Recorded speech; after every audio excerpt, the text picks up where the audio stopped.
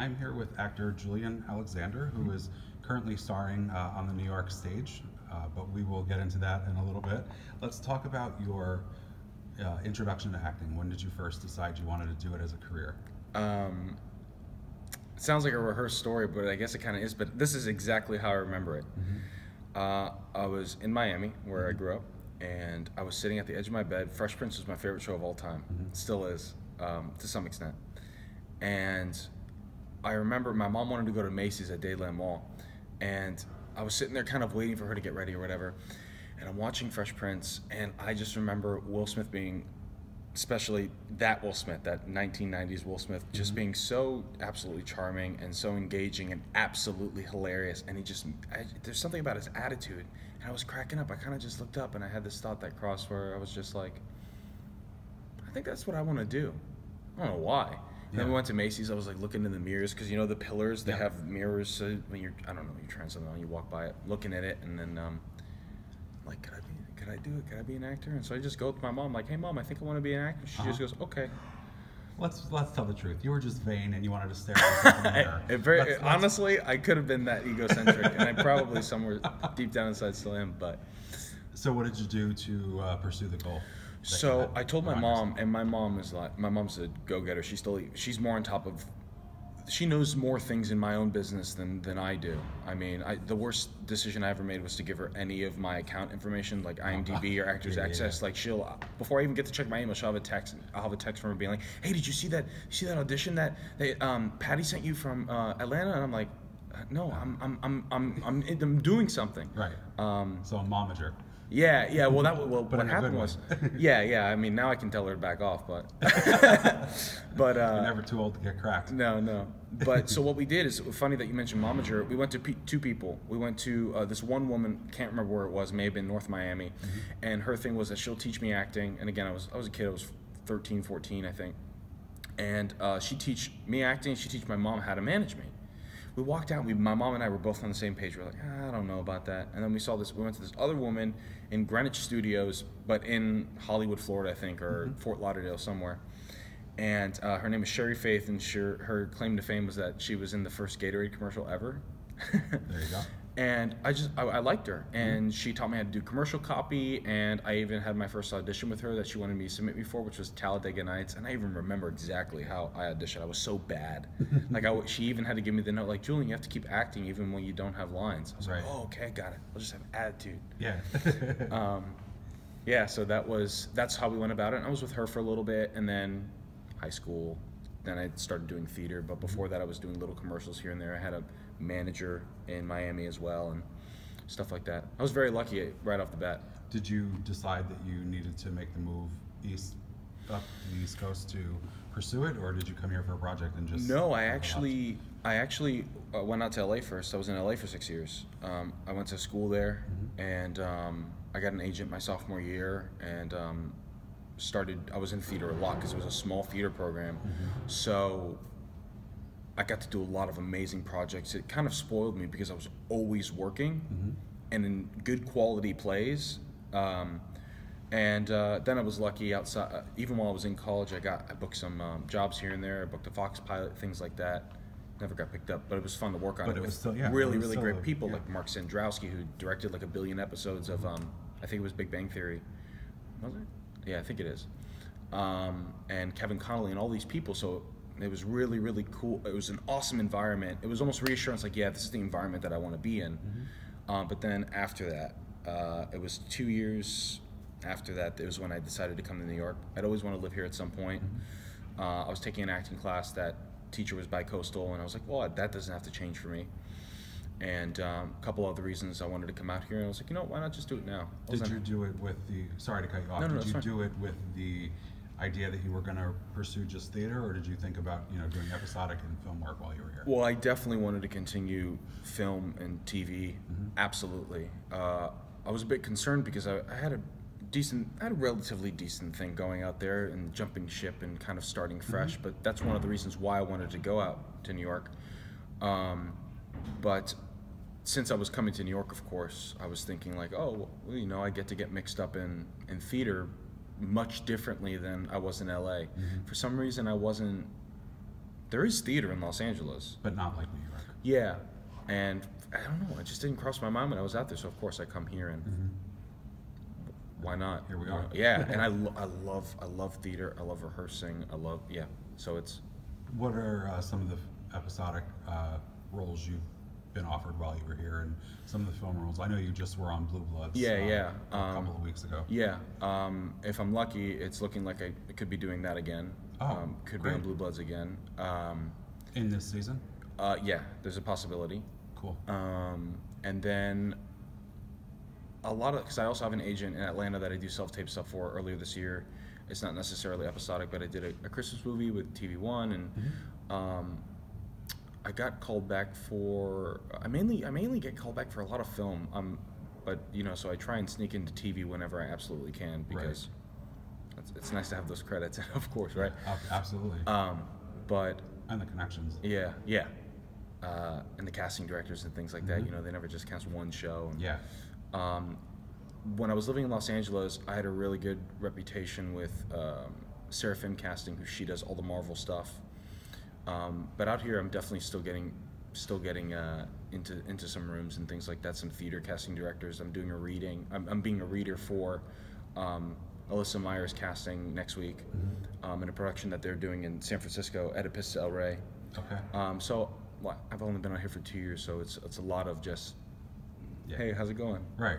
Yeah. Want to use me? You gotta get established. Yeah. Have you done the prerequisite horror film in What's your that? career? Have you done like a horror film? No, but what sucks is I was on hold for. It was just out in theaters around Christmas time, because I think the project got pushed back so much. I can't remember the name of it. But I was on hold for this horror movie, and I thought that was gonna be the one. Horror Fest. That's what it was. Yeah. Horror Fest. Yeah. Playing one of the guys who were like, "Come on, babe, like, what are we gonna do? Let's go." Oh, so your longevity on screen wasn't no, not with that kind of douche character. No. I remember reading the script, and I think most of the characters last a decent way through the movie. Really? Surprisingly, That's because there's a lot of exposition of, if I remember correctly, of suspense building of this the monster, the guy in the mask. Yeah. That's wild. Yeah. So, talk a little bit about your experience on Blue Bloods. I know you worked with Donnie Wahlberg and Marissa Ramirez. It was really cool. I mean, I at first, I know I'm a co-star. They've been doing it for 9 years. I'm just looking to go. Don't want to step on anybody's toes. Hit my mark. Do my thing. But I was in 2 scenes, and so.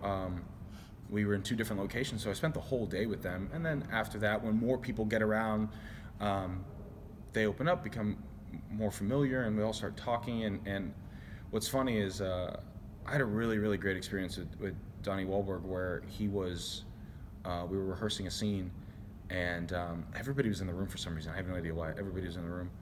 And when the scene ends, while we're rehearsing, he likes to improvise, but I don't feel like I have the space to be able to do that. Right. But then he didn't get mad at me. He was like, "What are you doing?" I was like, "Oh," kind of hit me. I was like, "Oh, he's giving me permission to play with him." Yeah. So then we rehearsed again. I was like, "Okay, let's see what he gives me this time." Run. Let's see what he gives me this time. And he ended up giving me he ended up saying something just completely. It couldn't even be used in a take because it was about the script. Yeah. Because we were shooting scenes out of order. And then I kind of just said something back to him, and then he thought it was funny, and then we I don't know. That's cool. Even if it doesn't end up on air. No, but it was building a rapport with him, and then at the end of the day, he told us and the other co-stars, and I was like, I don't know if he says it to everybody, but he was like, no, I really like working with you all. So hopefully, we don't have that many uniforms. Maybe we'll have you all back. And I think the girl I was with, she was already been back on Blue Bloods, and so that's cool. It was a really homey experience.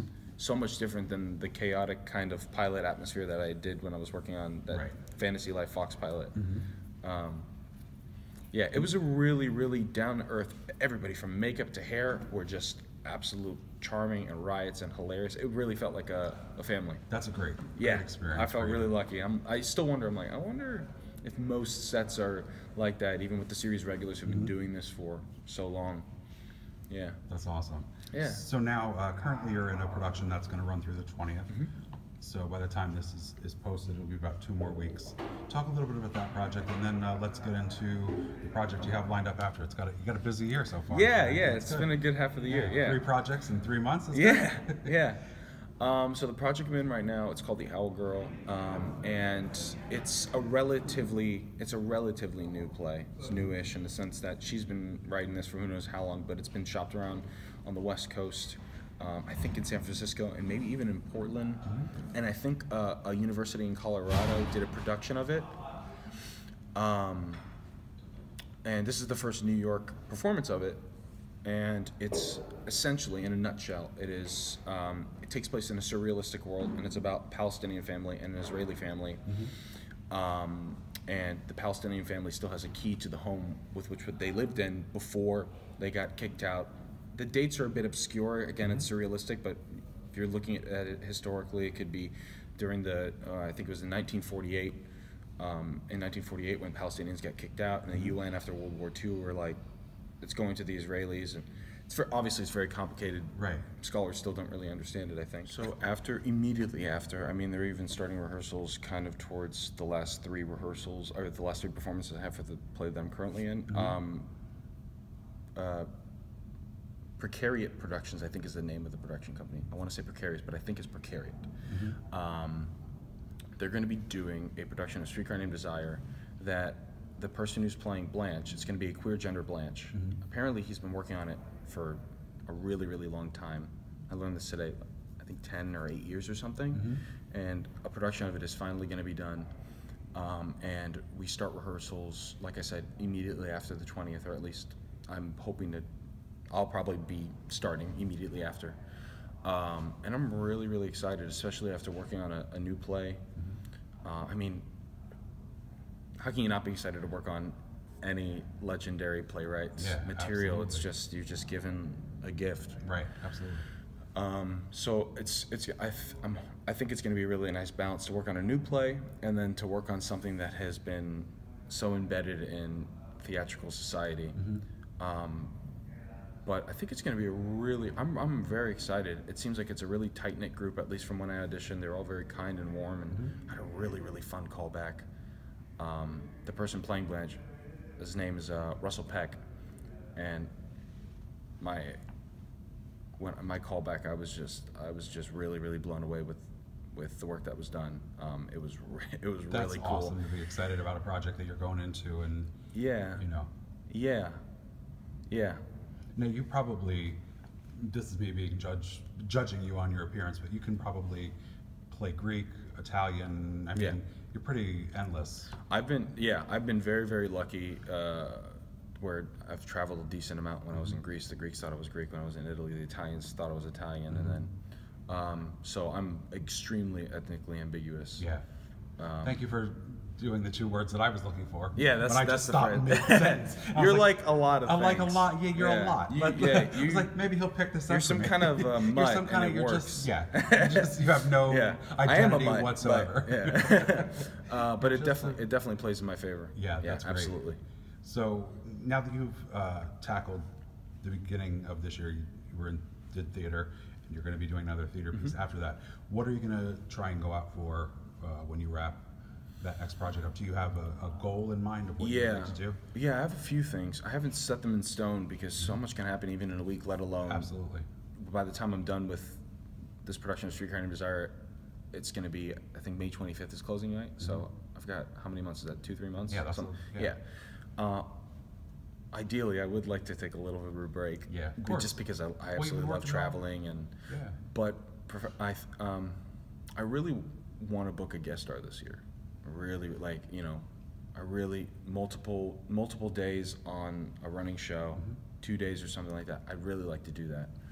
Well, in New York, you've got a bunch of options now, especially with Netflix and all those other networks producing their own content, which is probably really great for an actor, or definitely is really great for an actor. There's a lot more projects that are available to people, and you can do your own kind of thing. It's just endless possibilities, which is exciting. Yeah.